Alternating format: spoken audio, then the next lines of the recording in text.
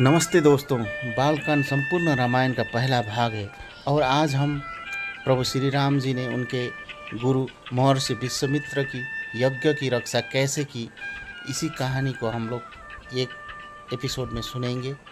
तो चलिए शुरू करते हैं आज की कहानी। और कमेंट में जय श्री राम लिखना ना भूलिए। चैनल को सब्सक्राइब कीजिए, शेयर कीजिए।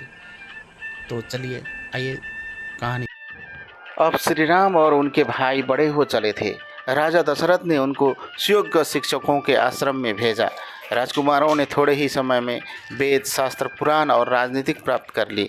अपने पुत्रों के रूप, गुण और शील स्वभाव को देखकर माता पिता हर्ष से फूले नहीं समाते थे।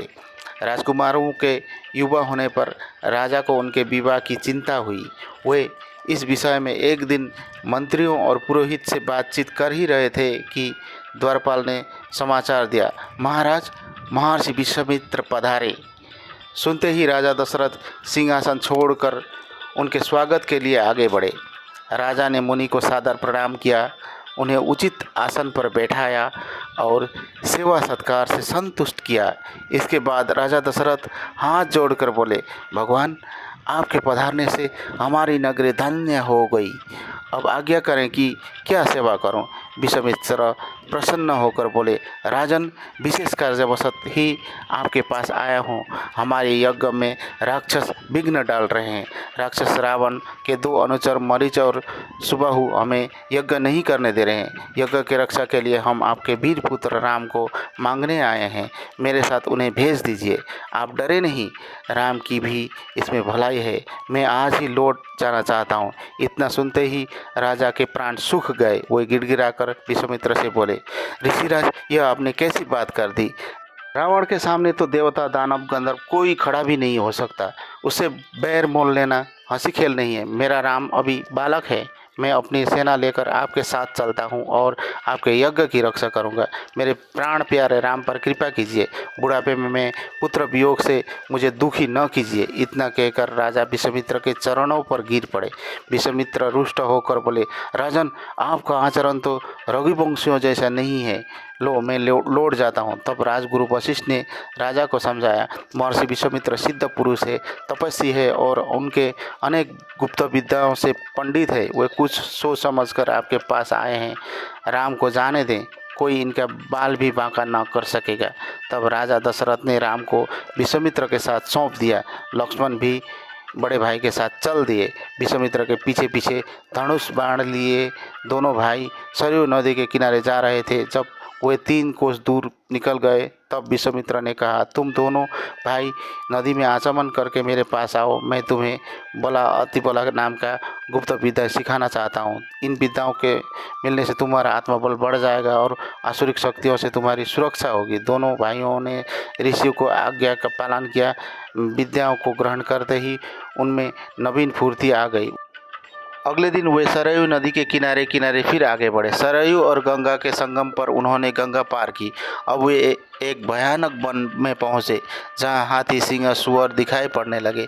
हिंसक पशुओं की आवाज़ों से वन गूंज रहा था। महर्षि विश्वामित्र ने बताया, यहाँ से 2 कोस दूरी पर राक्षसी ताड़का रहती है। वो बड़ी बलवती, भयानक और दुष्टा है। उसने अपने पुत्र मरीच की सहायता से यहाँ के जनपदों को उजाड़ दिया। अब तो यहाँ भयानक वन ही तुम्हें देख रहे हो। आज तुम्हें उसका संहार करना होगा। स्त्री समझकर उसे छोड़ना ठीक न होगा। श्री राम ने उत्तर दिया, मैं आपकी आज्ञा का अवश्य पालन करूँगा। यह कहकर उन्होंने धनुष की डोरी खींचकर छोड़ दी।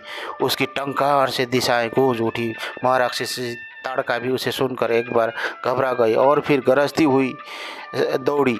राम के पास पहुंचकर उसने धूल धूल का बादल उड़ाया और वह पत्थरों की वर्षा करने लगी। राम ने उसे बाणों से घायल कर दिया। तब ताड़का अपनी लंबी बाहें फैलाकर राम पर झपटी। वो अदृश्य होकर फिर पत्थर बरसाने लगी। राम ने उसे चारों ओर से बाणों से घेर लिया। फिर उसके हृदय में उन्होंने एक ऐसा तीक्ष्ण बाण मारा कि वह हरहरा कर गिर पड़ी। विश्वामित्र ने राम को गले से लगा लिया। प्रसन्न होकर ऋषि ने दंड चक्र, काल चक्र, ब्रह्मास्त्र आदि अनेक दिव्य राम को दिए। राम और लक्ष्मण को साथ लिए मुनि विश्वामित्र आगे बढ़े। महर्षि विश्वामित्र का यही आश्रम था। आश्रमवासियों ने उनका यथोचित सत्कार किया। विश्वामित्र ने उसी दिन यज्ञ आरंभ कर दिया। 5 दिन तक यज्ञ निर्विघ्न चलता रहा। छठे दिन आकाश में घोर गर्जन सुनाई पड़ी। काला बादल जैसे 2 विशालकाय राक्षस वहां पहुंचे। इनमें से एक ताड़का का पुत्र मरीच था और दूसरा उसका साथी सुबाहु था। इन राक्षसों के पीछे बहुत बड़ी सेना भी थी। श्री राम ने मरीच पर मानवास्त्र चलाया। उसके आघात से वह मूर्छित हो गया और बहुत दूर समुद्र के पास जा गिरा। जब उसे होश आया तो वह दक्षिण की ओर भाग गया। सुबाहु को श्री राम ने आग्नेयास्त्र से मार डाला और सारी राक्षस सेना को वायव्यास्त्र से संहार कर दिया। विश्वामित्र का यज्ञ निर्विघ्न समाप्त हो गया। विश्वामित्र ने राम को हृदय से लगा लिया। सब ऋषि राम की प्रशंसा करने लगे। श्री राम ने हाथ जोड़कर पूछा, अब हमारे लिए क्या आज्ञा है? विश्वामित्र ने बड़े स्नेह से कहा, बस मिथिला के राजा जनक को तो तुम जानते होंगे। वहाँ बहुत बड़ा यज्ञ हो रहा है। हम लोग वहाँ जाना है। तुम दोनों भाई हमारे साथ चलो। राजा जनक के यहाँ एक विचित्र धनुष भी है। उसे कोई उठा भी नहीं सकता। वह धनुष भी तुम देखना। और सभी जनकपुरी की ओर चले गए। अगले एपिसोड में जनकपुरी में राम और लक्ष्मण पहुंचकर वो धनुष को कैसे उठाते हैं भगवान राम और कैसे तोड़ते हैं, उस एपिसोड को देखने के लिए चैनल को सब्सक्राइब कीजिए। धन्यवाद। जय श्री राम।